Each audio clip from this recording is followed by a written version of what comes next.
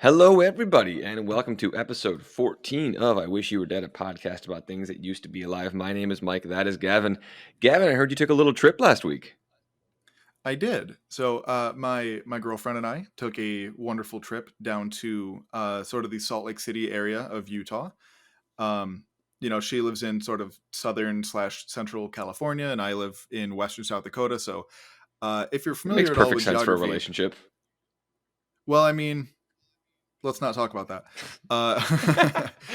If you're at all familiar with geography of sort of the Rocky Mountain area, so like between the Rockies and California, there's basically nothing between them. Especially A lot of there's desert. basically there's a lot of desert. So the only like population centers where there's things to do in that area is like Phoenix, Salt Lake City, I guess Vegas? Vegas, and then but once you get north of that, north of Vegas, there's really not much. Um, Hmm. and so Salt Lake City area was the easiest, roughly halfway between us. Um, she'll bother like it'll bother her if I don't say it was slightly longer for her. But uh no, we went to a Give her that couple credit. national parks. Yeah, exactly. She at least the both days actually, both of the to and the from. Uh she did drive longer than me, so credit to her. But no, we went to two national parks and a national monument, as well as this really cool reptile zoo type place, but it's a lot cooler than a zoo because you actually get to see or like hold the animals and interact with the animals, on like a zoo where you just sort of see them behind some glass or above them on a walkway or something.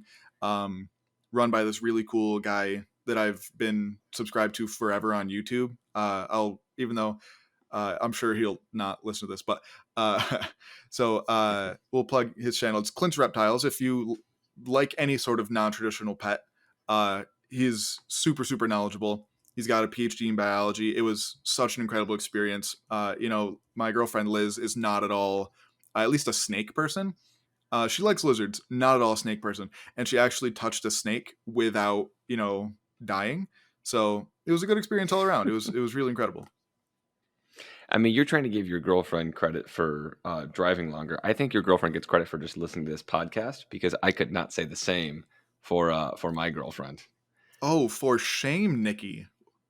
I know Wow. we are what 3 minutes into this podcast and she won't even hear this much. So, Oh, Nikki, if you're wow. hearing this, you feel free to call me out, but you're not going to hear this Shots anyway. So fired. I'm glad you had a good time though. I know obviously I made the joke, but being that far away is obviously not a whole lot of fun on any level. And I'm Right, glad yeah. that probably makes the time you spend together just that much better.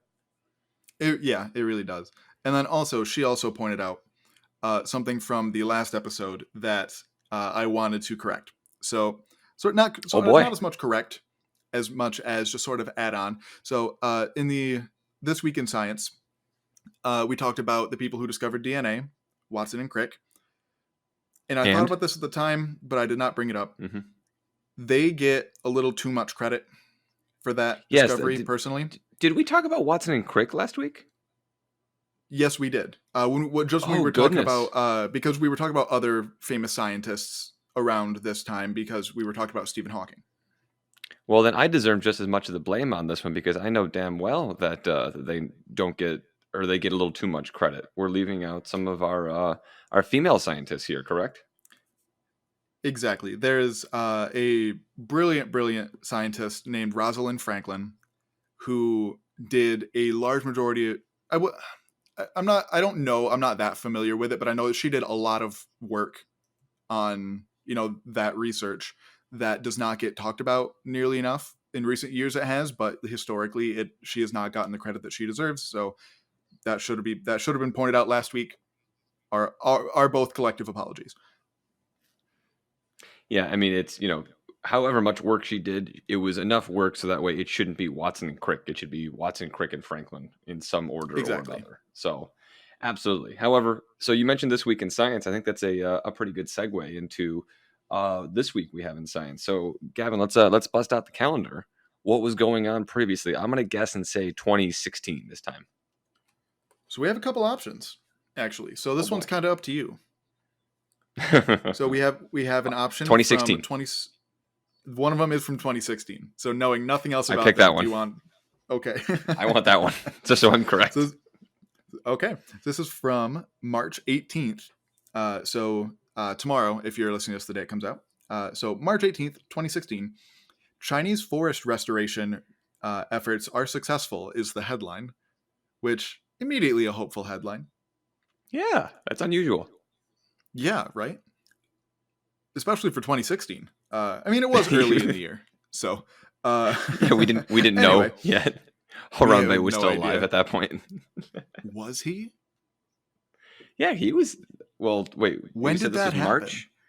That March, yeah. was this was hold on. This was much. You keep talking. I will look it up. But This it is was the much later important than me. It was. information here. Yeah, we need a Harambe episode. Anyway, okay, yeah. So uh, the calendar goes on to say, in a time of deforestation and global warming threats, China documented unlikely success in its forest restoration efforts. Overcoming rampant air pollution and water shortages, China's governmental conservation organizations reported they successfully converted large plots of former cropland back into forest, with 61,000 square miles, or for our non Americans, 158,000 square kilometers, of land showing meaningful gain in tree cover. While the results are encouraging, Chinese spokespeople have since voiced their commitment to increasing environmental conservation efforts even further. Wow, this is good news all the way around. I didn't even know like this was a thing. Reforestation. Wow. Oh yeah, like there are so many different kinds of reforestation type efforts. Even here, there's something called conservation easement that, like, if you're a farmer, or just own a lot of land, the government can essentially pay you to not develop your land, to keep it Really? natural, essentially. Yeah. I think a couple episodes ago I mentioned that I did some like consultation work where I just sort of went and gave this couple like a little tour of their ranch. And they had a conservation easement on all 20 acres or so of their land. Um, and they were like, which is fine because we literally just have a driveway and a garage built on it, and they live in a camper in their garage and then just use the garage for like workspaces. They grow some of their own food and stuff. So it was, they were like, we don't ever plan on doing anything here anyway, like with the actual land itself. It's So, a win for everyone. yeah, yeah, exactly. Anyway, so the important That news. is good and uplifting Harambe. news. Harambe was killed on May 28th, 2016. For some reason, I thought it was before that. I thought it was before 2016. 2016 really was an awful year for a lot of reasons. Yeah, it was it was an awful year, and yet you look at it 4 years later in 2020, it's like, man, we had no idea what we were up against. Okay, just because 2020 was bad doesn't mean 2016 I wasn't. agree. I I 100%. 2016 was the OG bad year, but whew, I don't know. Every presidential election year, I guess we're just in for another one. True. You're absolutely right. 2024. Gavin Mike Oh boy. 2024. Anyways, so I think we can get into our actual topic for today, and this is a topic that we've kind of hinted at since I believe the beginning of this podcast. Gavin, you want Yeah. to tell us a little bit about what we're going to be talking about today? Yeah, so we're going to be talking about sort of how money plays into publishing in science. Not so much the research, but the publishing. And money in research can be a completely separate episode, but this is purely about after the research is already done, then what?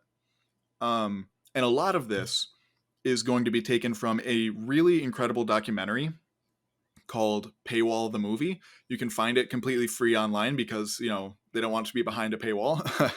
But you can find it at paywallthemovie.com. It's about an hour long. Most of this information that I'm getting is taken from this, as well as just sort of casual conversations I've had with some of my professors over the years. But yeah, so if you've never seen it, never heard of it, I highly recommend after this episode, go watch it. It really, even The if you link are will be not in at the all, description. yes, it'll be down in the show notes. And if even if you're not at all in the sciences, this will just blow your mind because the whole industry of publishing science is A, way larger than you think, and B, way more powerful than you think in reasons that we're going to talk about. And so I, as somebody who's never heard of this movie before, but is kind of just broadly aware of this sort of publishing bias and things, is this specific to the sciences, or is this a movie? I understand the the phenomenon is quite broad, but the movie specifically, what areas, what disciplines does the movie focus on? It focuses on sort of just publications in general. So um, it could be they talk about everything from like the like quote unquote core sciences. So your biology, geology, physics, chemistry. But they also talk about things like economics, psychology, sociology, sort of the more social sciences. So it's not restricted just to uh, the kind of science that we Hard typically sciences. talk about here. Yeah. Yeah. Oh, that's super interesting. All right, so I have not heard of this before, so this is exciting. So let's take away. So what do you want to kind of start off by describing what the problem is, or maybe what we all think, the way we you know the way we think things all work, and then we can talk about what the problem is. How do you want to go about Sure. attacking So this? I'll turn that back around to you. How do you think scientists, without looking at our notes here, Of course not. um, with, how do you think scientists go about publishing their research? How do I think scientists go about publishing their research? So Um, I imagine it starts with some kind of an idea, whether you starts with a hypothesis. So Right. either some brand new idea, or you've heard about something, or you've read other research. I assume you have to go to like either an ethics board or something else at whatever your institution is that like gives a green light and will approve funding. Then you go through, you do whatever the research is, and then you've got to write it up. And I imagine at that point that you try and get it published, but there's like as is with everything, like you're trying to make it worth reading. You're trying to make it worth publishing. So you're going to be kind of more inclined to either leave out certain things or really emphasize parts of the study that you think might be more likely to get it published by. I'm assuming that kind of the final step in this is similar to how magazines and newspapers have editors, that scientific journals have sort of gatekeepers, or people that are functioning as gatekeepers, that basically decide, yep, this is going in and this is going out. And the more, as a scientist, the more material you get published, the better your standing is, or the more money you can make, or whatever rewards might come from that. But that's kind of the way I've thought that the process always worked. That is more or less true.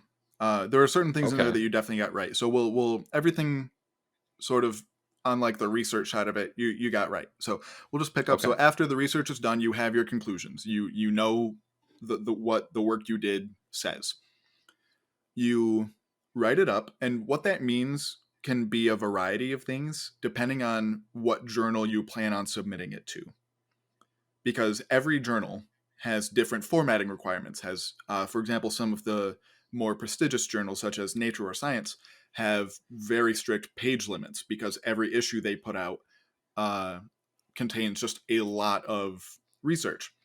So, including references, a paper in Nature can be as little as like 4 to 5 pages. Which, Really? yeah, um, and that's that sounds like that sounds quite short, and they are short, but they also pack a lot in. Like typically, those are 3 columns per page of text in Nature and Science Okay. papers. Um, so it is they're very very dense. Um, Now, is this the but kind of thing that a layperson could read, or is this, we are or is going to this, get even? very much into that in a little bit. All right, never mind. So once you write up your paper, you submit it to the journal that you want to publish it. It is basically an application.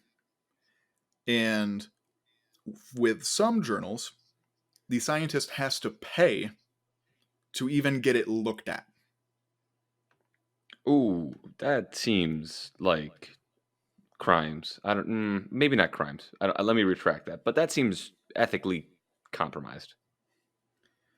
So I will say, and we will get more into this in a bit, that is typically only for journals. And I say typically, not always. It is typically only for open access journals. So journals that anybody can read just through Googling, you know. Um, Okay. after you submit it, and we will circle back to that. After you submit it, there are reviewers, which are those sort of gatekeeper type people who read the paper, evaluate it, make sure the science is good, offer any critiques.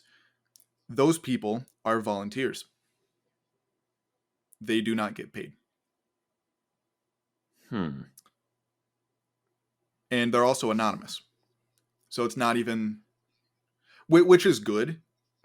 Um, the best kind of reviews are double blind, so the reviewers don't know the name of the people reviewing it, and the submitter, the author does not know who reviews him, so there's no kind of bias in there because, as we've talked about, there's quite a lot of ego in paleontology, and in science in general. So if it's double blind, there's as little of conflict of interest as possible. That makes total sense. I'm just wondering what's in it for these unpaid anonymous volunteers. Is it purely an altruistic? I want to expand the understanding of human knowledge, or like what's in it for these guys that are doing unpaid work? Off the top of my head, I don't know, to be honest. Okay. I don't know if it sort of gets them in good with the paper. So it's like next time they go to publish something to that paper, it sort of looks a little better for them. I don't know. I also don't want to imply that because I don't know. Okay. But given the nature of this industry, that would not surprise me.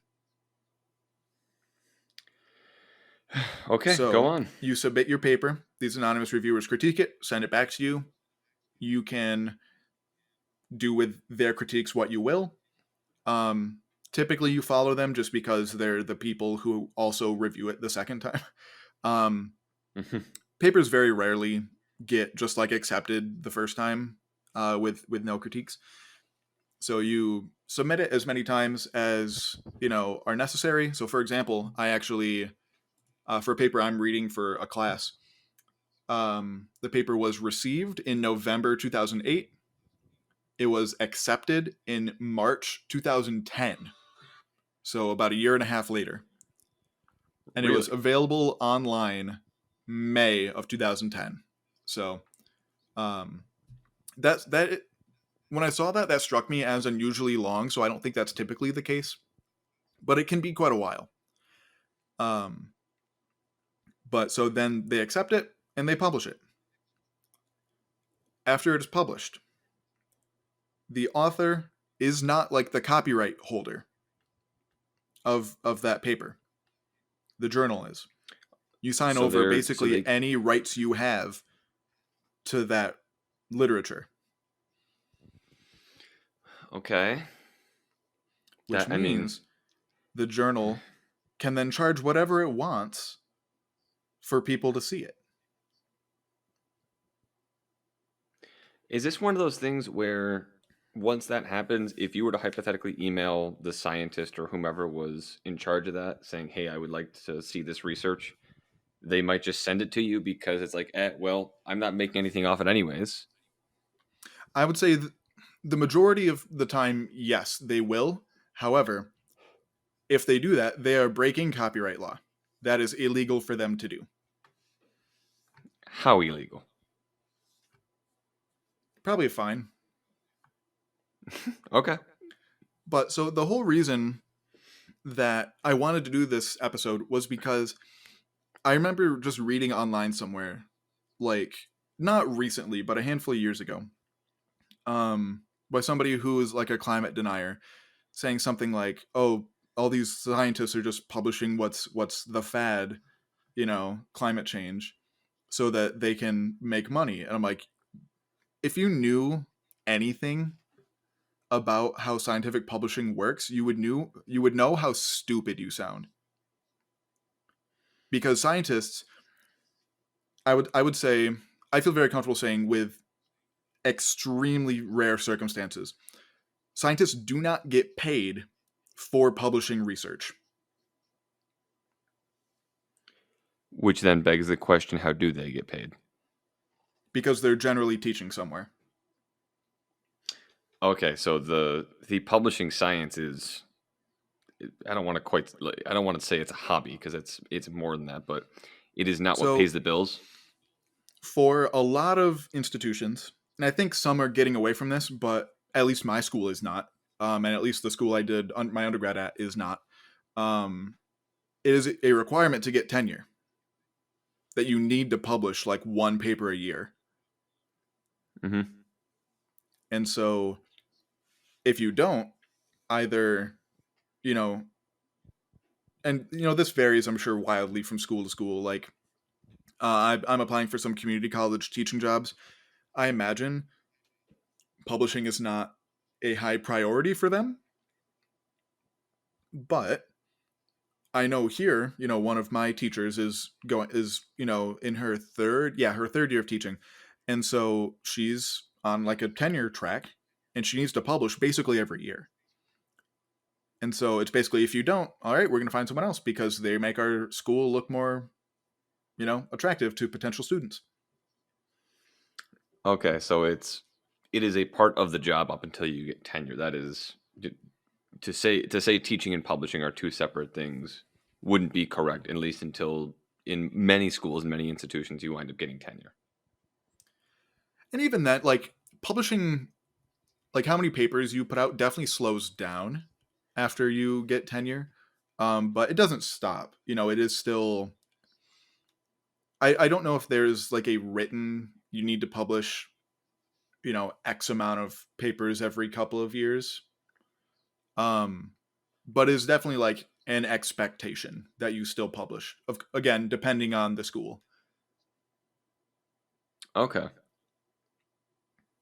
So it is an expectation, but I wouldn't say it's like a requirement per se. But again, I haven't seen like any of my teachers' contracts or anything like that to say that for sure. All of this goes back to saying is that, you know, outside of, it is very much the exception, not the rule. As far as scientists getting rich off of publishing, like the example you gave, climate change, just to take it back to there, like scientists are not getting rich by publishing research, regardless of what that research says. Right. And like I would say probably the most common thing is for really, really large research institutions such as your Harvards, your Yales, your Syracuse University. Um, A they I know I had to throw that in. Well, and the reason that I know this is because appreciated. I know several people doing this at Syracuse where they are not teachers. They are um I'm trying to think of what the actual title is. I think technically they are professor, like their title is professor at the school, but they don't teach. What they do is basically just have access to that university's labs and equipment, and they don't even get paid by the school. Their pay comes from grants that they themselves write. So Which in it that sounds like, case, yeah. if you're very good at grant writing, and as I think we've talked about on this podcast before, if you are like 25% successful at grant writing, you are incredible at it. Um, so it's like those are the kinds of people who do this, where it's like they just constantly write grants, just throwing crap at the wall and seeing what sticks, and that is how they get paid. But it is conditional for those grants that they do research and publish research. So in that sense, yes, some scientists do get paid for research, but it is not like they get paid before they publish it. They use that money to publish the research. It's not like they publish this article and then they cash checks based on how well the article does. It's not like a traditional book in that way. Right, it's sort of reversed. Exactly.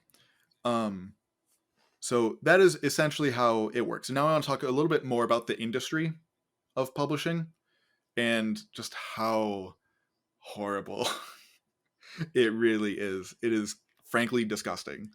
Um, All right, let's get into it. so, however big you think this industry might be, it is bigger Bigger and what? So, like, how are we measuring this? Is it in like like by just like dollars? dollars. Yes. Okay. So in the last year that I was able to find information on this was 2015. So academic publishing has roughly the same economic value as the entire coal industry, which is talked about endlessly. It's talked about endlessly by politicians, by basically everybody. We gotta have coal. We gotta have coal. We gotta save the coal industry. There's so many people working in it, and which there are. There are definitely way more people working in coal than academic publishing, at least to get paid directly for it. But and keep in mind this was 2015 were these numbers. So I imagine that coal, the economic value of coal has decreased since then. And from my just anecdotal experience, publishing has not gone down. But I think I'm just pulling these numbers off the top of my head from what I remember. I think coal was about 28 or so billion dollars in 2015. Academic publishing was about 25 billion. So it's roughly That, I mean, about as economic as coal. that really is nuts, and I guess I'm not entirely sure. It's one of those things. I'd love to know what else is on par with, say, coal, because, like you said, coal gets talked about so much in the course of political discourse, Hmm. and it's like you would just love to know. Okay, coal seems to be a really big and important industry, and for a lot of people in a lot of communities, it is, and I don't want to scoff at that, but Yeah, like it definitely like makes you think, okay, just hearing this, what else is on par with that? And just the publishing industry. This is what the scientific publishing industry you said. yep. Yeah, like Or just not to not hear even that not that even is scientific, academic publishing. So okay. this Academic includes publishing. those economics journals, uh, basically any kind of people who do like research and statistics and things like that for a living. Yeah, I guess I don't know if there's a point to to kind of my wonderment here. It's just kind of staggering to hear that, Yeah, and and to hear those two things put on equal footing. These two things that I wouldn't be putting together a whole lot, but just to see them just juxtaposed, it's definitely interesting. yeah, absolutely. And while uh, publishing is very generally not profitable for scientists, it is extraordinarily profitable for the actual journals themselves. And so, Okay, so the for people that example, do the work. Okay, oh, go on. no, go ahead. I was just gonna make sure. So the people that were doing sort of like the boots on the ground work, they are they are not making a whole lot. They are kind of living a typical life, and the publishing companies are running away with it. Your journals, Nature and Science or whatever. That is exactly right. So the way, like an analogy that I just sort of thought of, that I think more people would relate to, it would be like if no YouTube personalities or anybody on YouTube got paid for what they did. They just made the content that they wanted to make, that they knew how to make, because they had to for another job that they got paid for, but YouTube did not pay them. YouTube took all that money for itself. This is like 2008 YouTube. Kind of, yeah. Um, but yeah, so I also want to give a couple examples of how much it actually costs to publish. So Nature has, the core journal Nature, and then several others. There's like Nature Communications, Nature Biology, Nature Geology. So there's lots of several ones. So to publish in Nature Communications, which is open source, it costs $5,560 per article. Okay, so you the scientist have to pay 5 grand plus to get your thing Yes. published. Okay. Yep. And then there is for Nature proper, which has sort of the biggest reach of probably any scientific journal to my knowledge. So if you want to publish just to Nature without it being open source, I don't believe that has a fee. However, there is an option to make it open source, meaning anyone can find it, anybody has access to it. Guess how much that costs? Without looking at the Uh, doc, because it's on there. I'm not looking at the doc. I'm intentionally looking away from the doc during this episode because I can see where this is going with a lot of this. I don't even know. I'm gonna $100. No, you went the wrong way. I went the wrong way. You went the wrong way. So wait, open source is more expensive? Yes, because I the journal isn't I making any money by charging people for access to that paper. That's how journals make Oh their my money. goodness. Oh my goodness, that makes so much more sense now. So, Oh my goodness. when you publish the open source option for an article in Nature, it costs $11,000 or $11,390. So it's more than twice as expensive. Yeah, because Nature Wow. has so much broader of a reach than Nature Communications. So, that obviously incentivizes authors because and I said we can talk about like funding for research and science instead of publishing at a different time, but funding is generally kind of hard to come by in a lot of areas of science. So obviously that incentivizes you to not do the open source option, which will make Nature in the end more money. And like we said, they typically do this because if it's open source, that means that I just through Google could find it and not have to pay money to look at that research, which in my opinion is how research should be. But, and I understand that companies do have to make money. I get that too.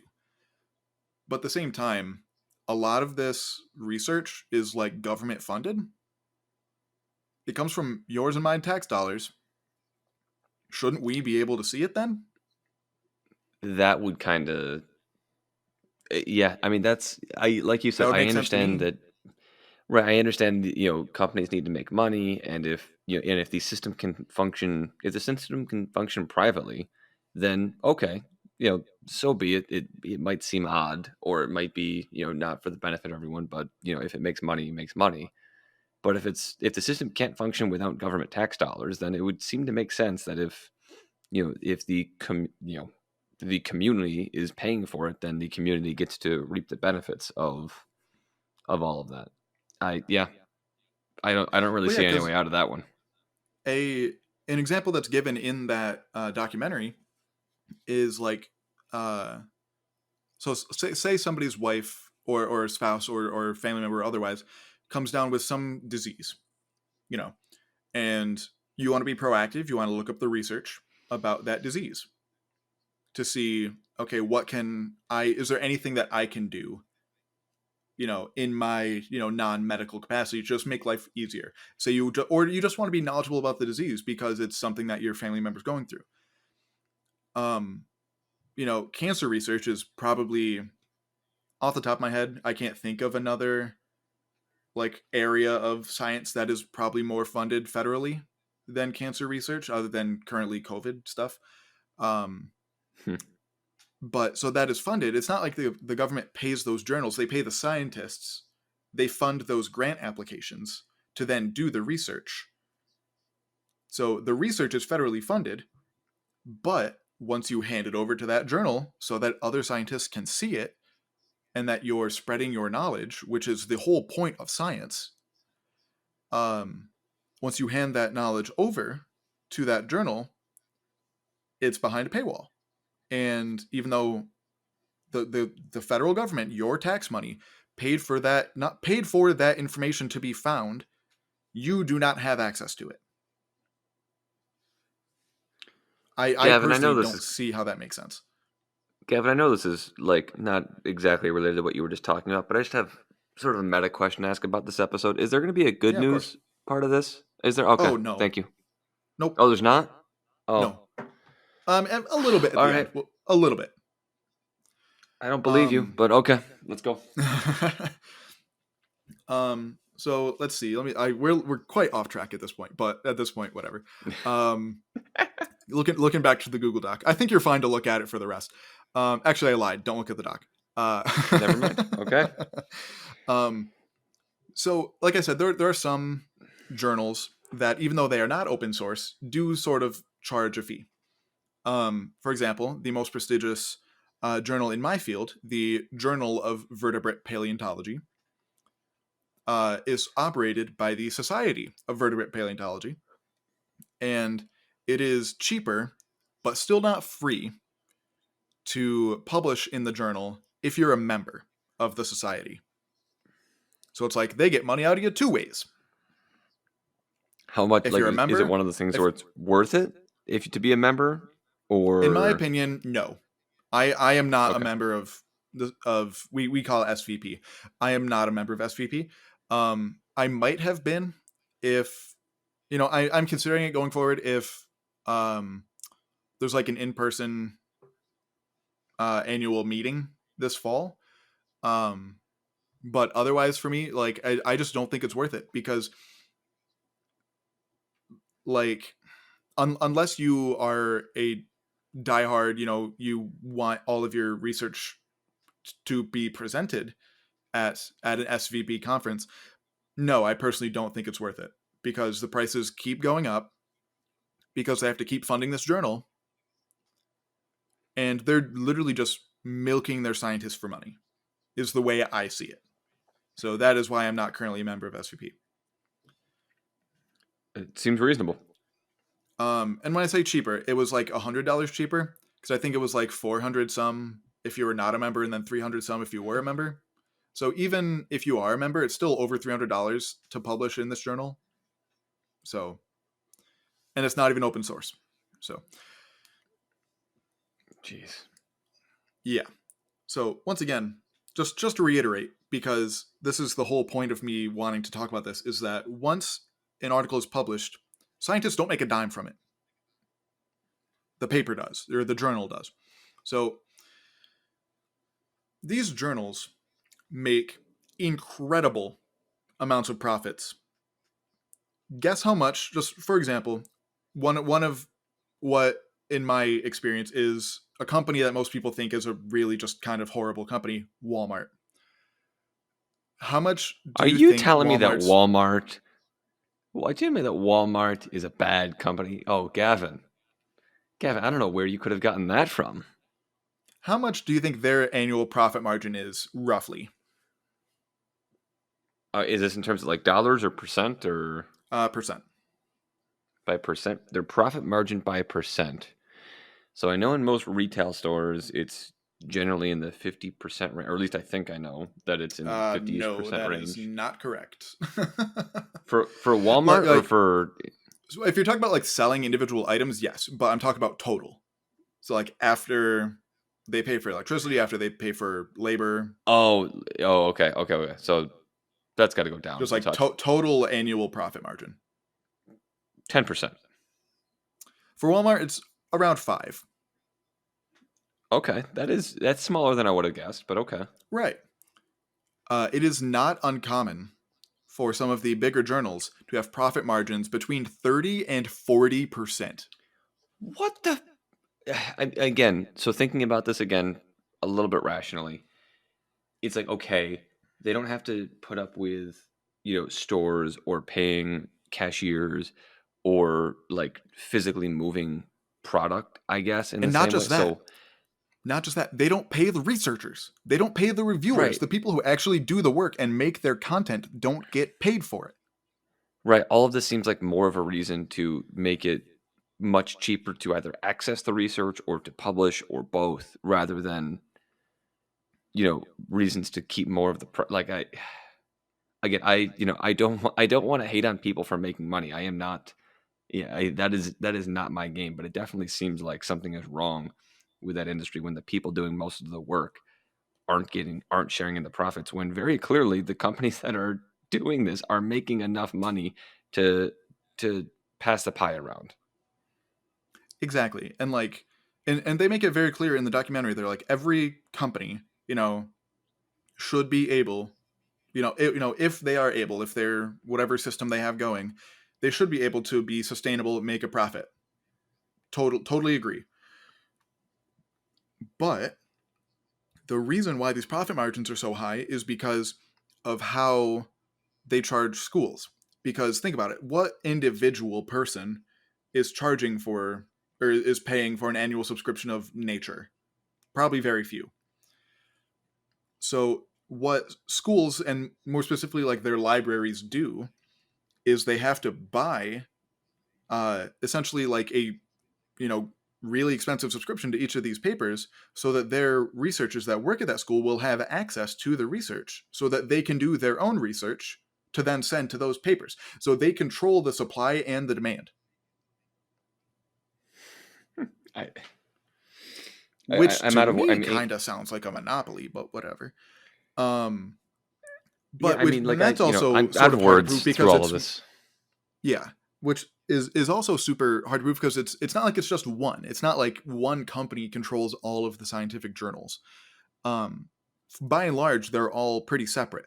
But realistically, so my school, I go to my school for paleontology, but a big part of my school is geological engineering. And so any of like the geological engineering journals, they can charge schools basically whatever they want. They can charge my school basically what as high a price as they want. And my school is like, well, if we want students to still come here for this so that we can make money, we have to pay it. We don't have a choice. Right? They're not a monopoly in the sense that like they're the only journals around, because there's lots of different journals, but they're when you start getting to the specifics of like a paleontology journal, I imagine there's not a whole lot of market competition for that space. That's also a really good point. Is that where else are you going to publish? You know, and like Hmm. to an extent, there are others. There's just the journal Paleontology. There's um, Paleontology is kind of unique in that we could publish in like a couple biology journals. That wouldn't be unusual. Um, but for more sort of narrow fields that aren't as like interdisciplinary, if you're a geophysicist, where you have like three options. So yeah, it really is very monopolistic in its structure. And but again, school libraries have to pay it, because what Right. other choice do they have? At least here, where our schools have the money to, which is honestly a pretty considerable part of why college tuition keeps getting so expensive. Because to have, say, there's roughly between 2,000 and 2,500 undergrad students at my university, because hypothetically, every single one of them, plus all of the faculty, could uh, have access to nature. They basically need to buy that many subscriptions to nature. So, like, I I would remember not be thinking about that when I was in surprised. school. Hmm. I remember thinking about it when I was in I school, just like all the different databases that are available, hmm and it's like I wonder what percentage of the student population uses more than like two of these, yeah. but they're available to everyone. So, like, I would not be shocked if my relatively small school of, like I said, between 2,000 and 2,500 students pays out like, I would be surprised if it was less than 5 million a year that they pay out for journals. I would be surprised if it was less than that. Wow. Oh my god. And let alone, you know, and we're even like a pretty narrowly focused STEM school. Let alone some place Right, like that's what I Harvard. figured. Harvard, I'm positive, shells out 20 plus million a year.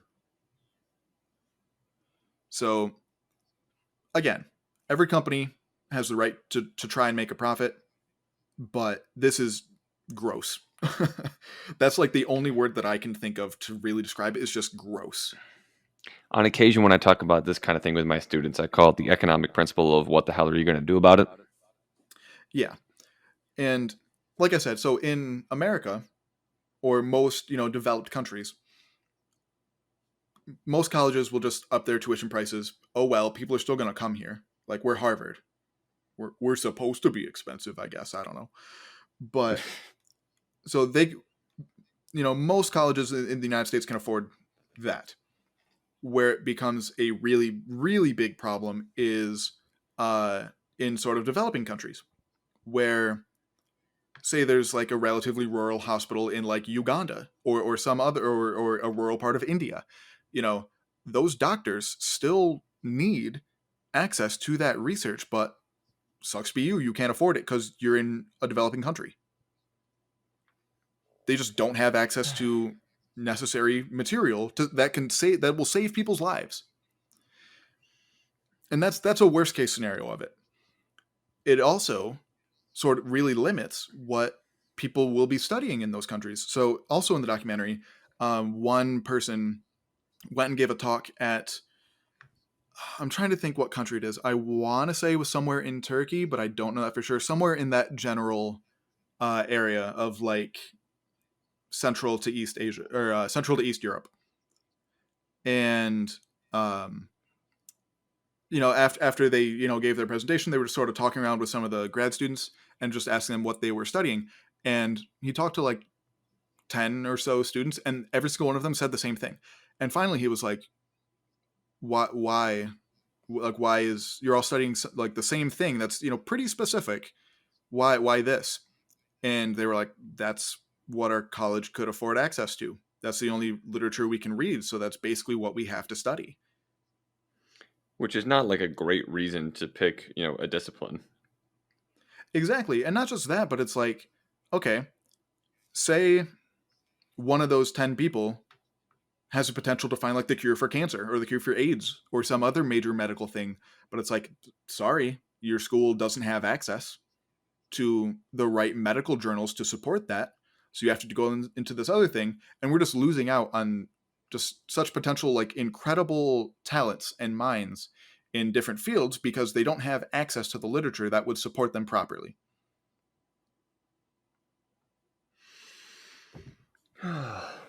Yeah. Have we gotten the good news yet? We're getting very close. So Okay. open access is a movement that, at least since I've been paying attention and doing research myself, has been really active. There are a lot of people that are really passionate and really good advocates for open access. Like, I think, as expensive as it is for the, $11,000+ for Nature to have like the open access option, as of a couple of years ago, there wasn't even an option. Oh, really? So yeah. And that's always how it's been, because like, scientific publishing has basically been the same since like the 1660s. The fundamental structure has not changed. Story for another time, but like, do you have a one sentence summary of what happened in the 1660s? Yeah, that was when the Royal Society of London was Okay, founded. I've heard of them. Yeah, Yes. so Okay. they're basically England's, like, I think their like official title is like the National Academy of Sciences. Basically, it was the first modern like scientific journal, essentially. Um, Understood. and so in the last nearly 400 years, it's been more or less the same. Which, if you look at a lot of other things going on at the time, it wasn't great. So why is this one of the things that we kept, of all things? Um, so yeah, but there's a lot of people that are really passionate about it, and there are even a lot of completely dedicated open source journals or open access journals. And while they might be less far reaching than, say, a Nature or Science, something that they point out in the movie or in that documentary is, okay, if you're in this field and dedicated enough to be publishing in it and looking up research, if something's in your area, you're gonna find it. It doesn't matter if it's in Nature or the Journal of Vertebrate Paleontology. Even if it's in some open access one that's relatively small, you're gonna stumble across it. Mm-hmm. So they're like, if it doesn't have a big thing with journals is something called like impact factor, which is basically like how many people that article can reach. Obviously, the big name journals like Nature and Science have a really high impact factor, whereas some of these, smaller open access ones might not. However, that really is just kind of a giant scam. Shocker. Um, that really doesn't mean much these days because, like I said, if you're dedicated enough to be studying a specific area, if something's published in your area, you're going to find it. And so they talk a lot about a couple specific open access journals and then one not very much not open access sort of owner of a lot of journals called Elsevier. If you have ever sort of like downloaded a PDF of a paper and you see like this little tree up in the upper left corner with Mm-hmm. like Elsevier in it, which Okay. just in my experience, for reading papers for classes and things like that over the last 7 years that I've been in college, I would say at least 40% of the papers I've read have that logo and are owned by Elsevier. So Elsevier is sort of the biggest name in publishing, but they're sort of behind the scenes. They're basically like how I'm trying to think, like the Turner network owns like CNN, but CNN's the face you see. You know Right. what I mean? Yeah, So exactly. Elsevier is the equivalent of like the Turner network, essentially. Yeah. So Okay. Pay no attention to the man behind the curtain. yeah, they also make like 45% profit margin. Uh, so I'm anyway, noticing a theme. yeah. So with open access, like I said, things are getting a lot better. And a good moral is that something that we've talked about before when I think I'm trying to think of what episode that was. We were just sort of talking about the scientific process in general. But like bad science always gets caught. Might take a while, but it always gets caught. So that's sort of one sort of piece of propaganda type concern that mostly people like involved in the publishing industry have been like, well, if everything's open source, the quality is going to go down, bad science is going to get through. And that does occasionally happen, and there will be also down in the show notes a link to a really fun paper that I happen to stumble across. So you might not know, I am a rather large fan of the Pokemon franchise. I, I knew that absolutely. So early on in COVID, everyone was publishing a lot of things just because there was a lot of new things to learn, right? Which makes sense. And because of that, some online journals sort of put things through a less strict like revision process or review process, basically just in order to get information out. Because if it was going to be locked up, potentially, like I said for that paper earlier, for like a year and a half, that's not going to do anybody any good on COVID. So Right. why they did it makes sense. However, some particular journals, uh, specifically the open source ones, because you pay to send them your paper essentially, were being pretty predatory and basically just letting anything through.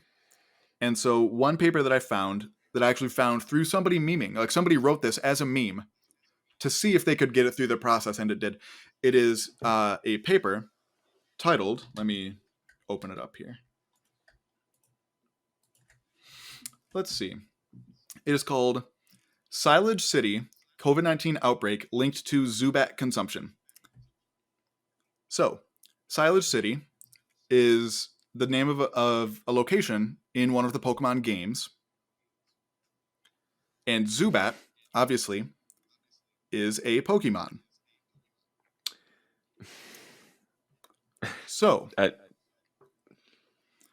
the people publishing it, the authors listed, is one of the professors from one of the games, the nurse from one of the games, and Gregory House. from the TV show House. House. Uh, I At mean, one point in the give paper, him some credit there. oh yeah, in one sentence in the paper. So this is a very short, including references, 3-page paper. So it's not even like it was a massive bear to read. One of the sentences literally in the paper says, epidemiologists believe it highly likely that a journal publishing this paper does not practice peer review and therefore must be predatory. That is a sentence in the paper. And based on that context, and there's also like the author who actually wrote this and submitted it, published like an article on like a blog or something about it as well. And they submitted it to a couple different papers just to see what would happen. And yeah, I mean, good it for them. was. Oh yeah, no, like this person's an absolute hero. I love this person. Right. This is like one of the best ways to actually get stuff, to highlight the effects of a problem, or to highlight a problem exists, is to do something like this to prove that it's a problem. Exactly. Sometimes trolls can be a good thing. Like 1,000 asterisks onto that for anybody that might be listening, but agreed. Oh, absolutely, yes. But yeah, it's yeah. So bad science and bad journals are always found. Again, it might take a little while, but they are always found. So I feel like that sort of propaganda-y thought that, like, all these open access journals, they're not going to be as rigorous is just not true. And that was sort of the biggest argument that I could find basically anywhere against sort of the open access movement. And it's a bad one. So also, I do want to briefly mention, I'm not going to talk about it a ton because it's very illegal. But there is, I mean, it won't get us in trouble for talking about it, but just there is a acknowledging its website. existence. Oh yeah, there's a website called Scihub. Just SCI Hub. And Will this link be in the show notes? No. Okay. No, it will not. No, it will not. Well, because it changes very often, because what they're doing is illegal. So it is operated by a woman. I think she's in Russia or somewhere in like East Asia, like that, or East. I keep saying East Asia, Eastern Europe, like that as well. Operated by but pirates. She essentially, huh? Operated by pirates, we'll say. Oh, absolutely, absolutely. She's 100% a pirate. Like, she literally just takes. I don't know how she gets the PDFs of all these papers, but somehow she does. You can just type in or like copy paste like the DOI, which is basically the identification number that every published piece of literature has. It has like its own individual DOI.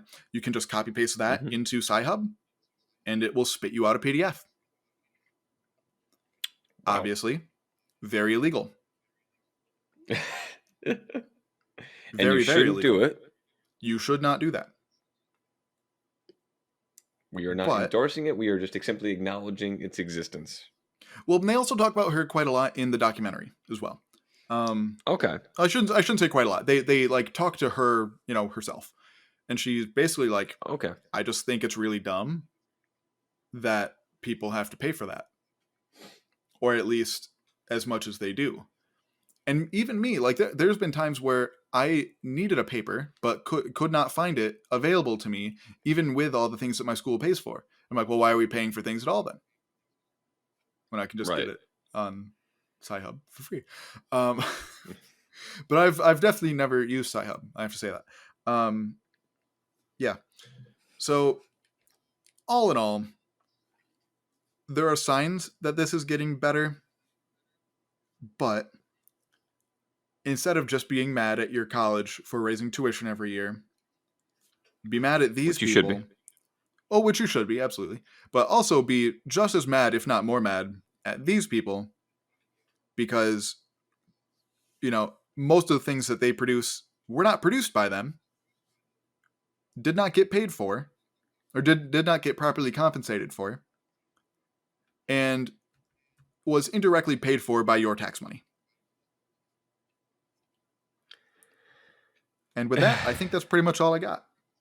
I really But hope things are so. getting better. Things are getting better. Yeah, it's good to know that people are paying attention to this kind of problem. This always strikes me as one of those things where it's good that people are paying attention to the problem. And every time you go check the Wikipedia page for this, like every 7 months, it's like Mm-hmm. there's one or two new developments where like, one person's optimistic and you just replay that cycle, until someone dies. So I'm always pessimistic on these kinds of things, but it is good to know that, at the very least there's movies being made and there's people talking about this, and there are people that are doing what they can to try and change the system, and all the power to them. We are, both you and I are very clearly rooting for them to succeed. Absolutely. And like I said, I think the biggest thing for me personally is just like how much better we could be in science, or just like as a society, if everyone had equal access to these. Because like there could be someone in like, I don't know, like a country that most people think of as like typically poor, somewhere like Central African Republic or like Sudan or somewhere like that, that like that person could be potentially the person to find the cure for AIDS, which kills still like thousands and thousands, if not like millions of people in Africa and everywhere else around the world, like every year. But because that individual happens to live in, a developing or poor country, sorry, you just can't read the things that you would need to read. And I think that's super stupid. But And I think that's about all the depression I can take for today's episode. So this has been, we go from one of my favorite episodes to one of my least favorite, yet still, probably one of our more important episodes today. This has been episode 14 of I Wish You Were Dead, a podcast about things that used to be alive. Gavin, promise me I'm going to smile next week. Absolutely. I mean, you're talking to me. Wonderful. You should always smile. I'm always smiling. Hey, it's St. Patrick's Day and when this comes out. Oh So, yeah, it is. yeah, so happy St. Patrick's Day to everybody that made it to the end of this one, and hopefully you can have a slightly more cheery day than we had recording this. But thank you very much. This has been episode 14 I had of I fun. Wish You Were Dead. I'm glad you had fun. I didn't. I'll be honest. I love talking to you. I love learning new things. But sometimes the truth hurts, and I will It admit when does. the truth hurts. It sure So does. thank you, everybody, and we will see you guys next week.